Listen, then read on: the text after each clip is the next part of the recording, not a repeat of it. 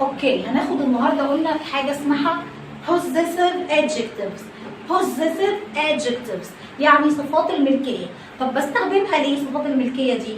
possessive adjectives بستخدمها عشان اوضح الحاجه دي ملك مين، بتاعت مين. كم مره بتلاقي في الفصل بتاعك او انت قاعد او انت ماشي تلاقي حاجه فبتقول بتاعت مين دي؟ صح؟ مش كلنا بنقعد نعمل كده؟ طب عشان اقول بتاعت مين دي بالانجلش اقولها ازاي؟ هقول مثلا whose pen is this؟ قلم مين ده؟ whose pen is this؟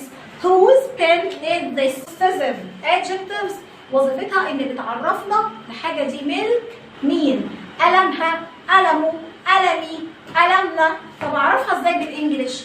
اول حاجه يا زياد بص لي هنا حبيبي وركز. هنا عندي اعرف الفاعل بتاع الجمله عشان اعرف احوله ازاي في البوزيسيف ادجكتيفز. تمام؟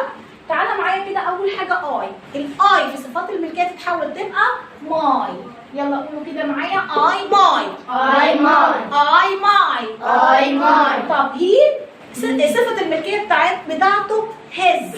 صفة الملكية بتاعته his. he his. he his. he his. طب she صفة الملكية بتاعتها hair. hair. hair. she hair. she hair. she hair. طب its من غير apostrophe. its من غير apostrophe. we صفة الملكية بتاعتها حاجة اسمها our. يبقى we our. you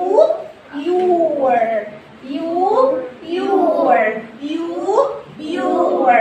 they their. انا عارفه انتوا اول مره تسمعوها فركزوا كده تاني معايا. صفة الملكية بجيبها ازاي او بعرفها منين؟ ببص على الفعل اللي في الجملة. لقيت الفاعل يبقى صفة الملكية بتاعته ايه؟ ماي. ماي. طب لو لقيت الفعل اللي في الجملة هي، الضمير بتاعي هي، يبقى ايه صفة الملكية؟ his. he his. she her. its من غير apostrophe، من غير ما احط apostrophe بينهم. we our. تمام كده معايا؟ you your. they their.